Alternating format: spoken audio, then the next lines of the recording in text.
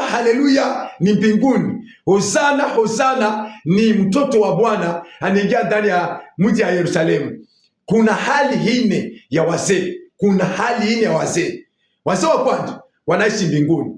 Wao weko vizuri sana. Akili ya kutulia. Weko wanyenyekevu sana. Wanaheshimu Mungu. Wanaabudu, wanainua Mungu sana kwa ajabu. Wazee wa pili wanaishi ndani ya kanisani. Ni wazee wanakumbatia sasa ule kiongozi na kutoa akili na kuleta akili kwa wanafunzi wote wala na waaminifu wako ndani ya kanisani. Wazee watatu ni wa zamani, wale walikuya akikwe mzee, watu wote wako nenda kutafuta akili kwa wazee sana kwa ajabu. Wazee wa ine ni hao wasawa hapa sasa. Akizeke anakuwa na maneno mengi, anakuwa anaongea hivi, hana na akili sana kwa ajabu. Niko na ushauri. Ushauri nasema hivi: akili ya mfalme iko tofauti na akili ya mke wa mfalme. Akili ya mfalme iko tofauti na akili ya mke wa mfalme. Mfalme ni nani? Mfalme ni yule kiongozi, hana uwezo ye peke yake, kile ataweza kuamua ni kile ataweza kufanya. Mbele yake heko ni yeye mmoja tu. Sawa. Mke wa mfalme yeye anafuata ni msaidizi wa mfalme sana kwa ajabu. Kabla amue kitu paka hesabie kumbele taweza kuongea kitu kama. Tasoma Esther sura yake ya 1 na mstari wa 10 mpaka 13.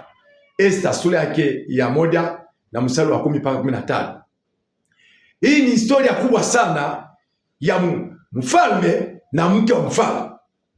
Mfalme Ahasuero na Vasti. Mfalme alikuwa na akili kubwa sana ya kuongoza mataifa na wafalme wengine. Yaani Vasti alikuwa ni mke wa mfalme. Yeye alikuwa na akili kupitia ongozaji wa mfalme wa kumuongoza naye pia ongoze watu wengine. Kulikuwa ni siku moja mfalme akasimama, napenda kumuinua huyu mke wangu. Yaani haya maneno mfalme ataweza kusimama na kuongea na kuweka juu, hauwezi kujua. Utajua kidogo, mengi hautawezi kujua. Haya maneno mfalme Ahasuero haliamua huyu mke asikujua. Basi mke ni kitu cha pili.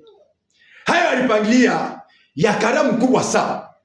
Mwishoni sasa Vasti hakakataa na mfalme akamtoa mbali.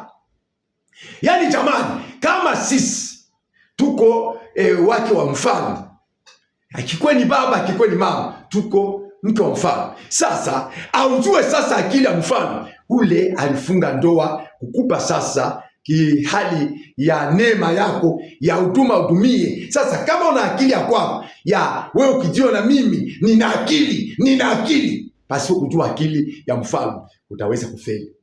Jamani, napasha kuongopa mfalme ule tunaabudu, ule alitoa zawadi kwetu, hana akili juu sana tofauti na kwako. Yaani napasha kuheshimu sana. Tuna akili kidogo, neema kidogo, sisi tuko wake wa mfalme.